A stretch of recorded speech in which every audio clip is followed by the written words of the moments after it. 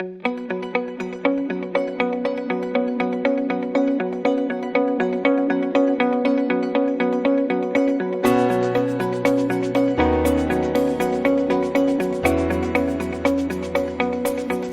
talk about creating opportunities for new relationships.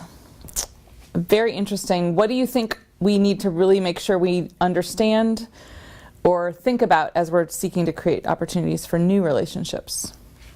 I would say the first thing we need to do is work within your affinity on new relationships. So, I do best in the fire service, or the reason I bought a Harley motorcycle was to run around, join a club with them, is to find the things that you like to do anyway, the fun things you like to do, and join up with folks you don't know. That's a challenge for all of us. We get in our circles and we stay in those circles. That's what human beings do. And so it's harder to join, it's hard to join new things. So part of it is working your things that you like, but try to join some things within your affinity you may not be a part of, which in fact may make you a bit uncomfortable, but at least you like doing it. So Susan, I like riding our motorcycle, and so joining the Harley club or going down where the Harley folks hang out is a little uncomfortable, but it's within the sphere of something we like to do. That's true with the fire service. So what's your affinity? I think is the key thing of you got to work. You very rarely work outside of your affinity very long because it takes a lot of energy. So that's I think key one. I wouldn't say never go outside your affinity. I've made some great relationships with people that I would have never otherwise done so had I always remained comfortable. Mm-hmm. But I think that's the smaller of the two. I think we do best when we're comfortable, and then try this work. And then sometimes where you're uncomfortable, it's good for you to be uncomfortable and to do this work. So I think that really is the key of this one is working within your affinity is absolutely the key thing about it. Now, I'd add one thing to that sim book.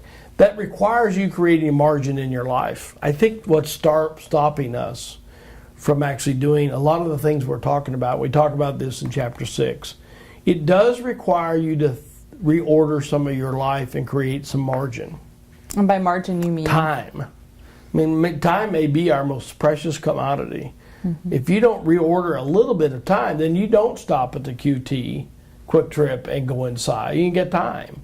It's about margin. I don't have margin in my life enough to, if a new possibility of a relationship emerged, I don't even have time to deal with it. Mm.